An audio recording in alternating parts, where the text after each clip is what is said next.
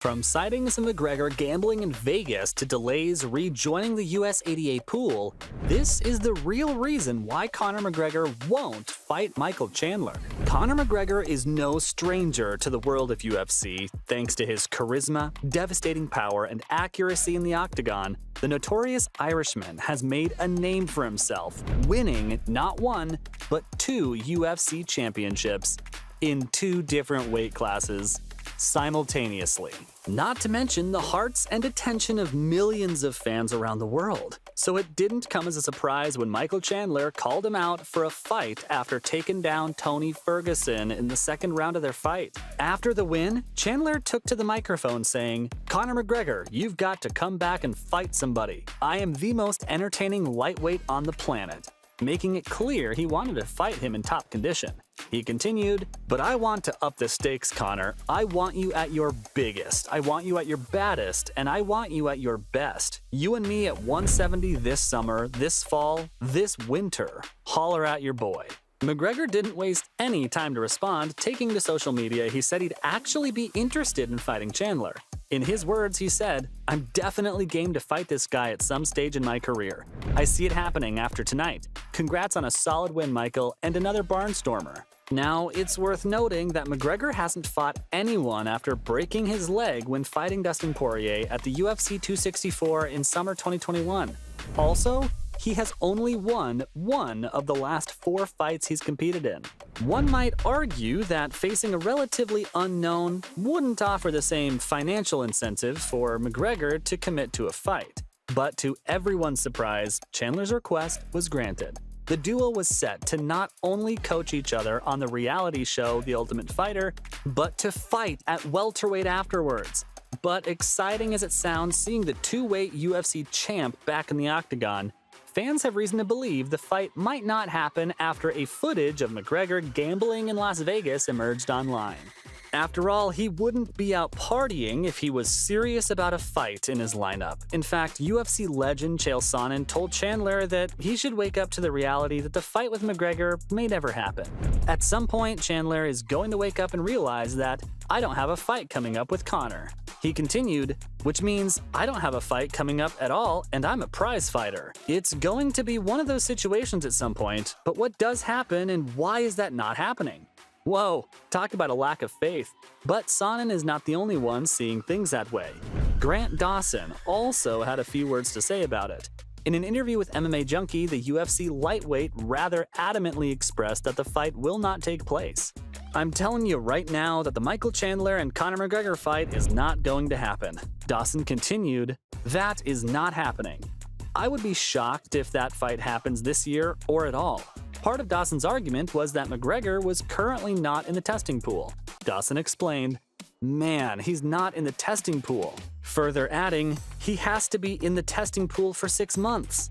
This is referring to the U.S. Anti-Doping Agency, or USADA testing pool, which is the body charged with testing athletes for doping. McGregor had taken himself out of the pool as he nursed his broken leg he sustained in the Dustin Poirier fight in 2021. Often, this is considered retirement from the sport. For him to be permitted to compete, he would have to rejoin the pool at least 6 months and provide at least 2 negative tests. Now, initially, McGregor thought the USADA would make an exception for him, like it did with Brock Lesnar. He shared that he would only need just the 2 clean tests to be allowed to fight.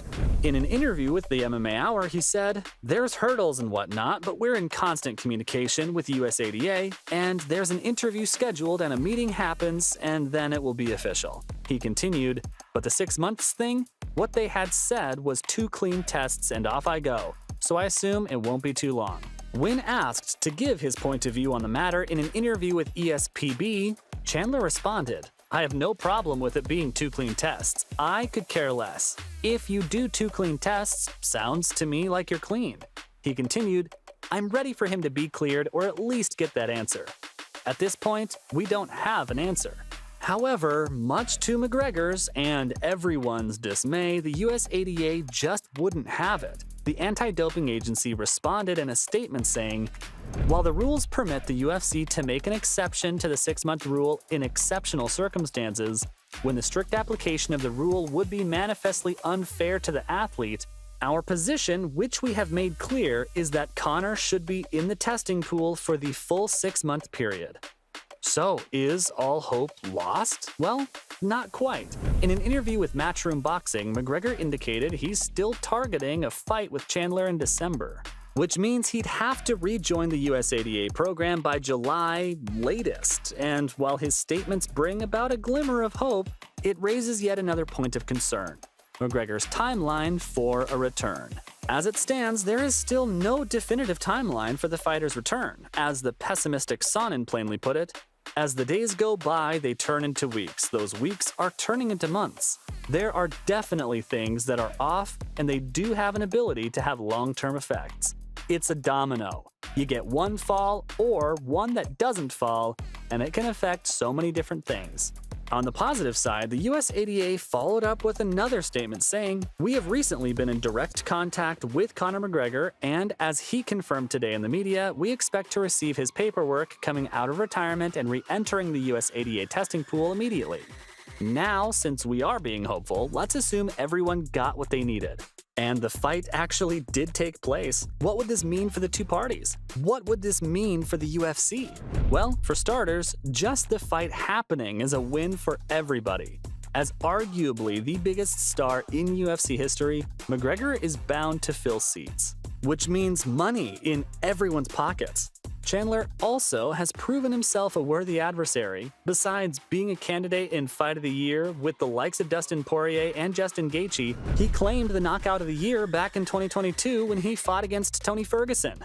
Not forgetting he's only lost to the top-most lightweight fighters in his previous matches. If McGregor wins against Chandler, it would be the perfect comeback. It would rejuvenate his career, prove that he can still kick ass after a devastating injury, and earn him more future title fights. Of course, this would be a little harder for him, seeing as he'll be coming back from a broken leg and all. He'll need to bank on his sharp and accurate striking skills and take out Chandler as quickly as possible. Otherwise, an opponent like Chandler could potentially ruin his comeback, impacting future big money fights and his marketability. Now, if Chandler wins, which is an equally possible scenario, he'd earn bragging rights, of course, and a top spot in the lightweight pecking order. Still, one might argue it's a win-win for him. Just being in the octagon with McGregor is a dream for most. A dream we all hope will come true. But then again, all factors considered, we wouldn't be surprised if it doesn't. And there you have it. At the moment, it remains unclear whether Conor McGregor will skimp out on his date in the octagon, but one thing's for sure: fans and the UFC alike can't wait to see it happen. From sightings of McGregor gambling in Vegas to a disappointing rejection from the USADA, this was the real reason why Conor McGregor won't fight Michael Chandler.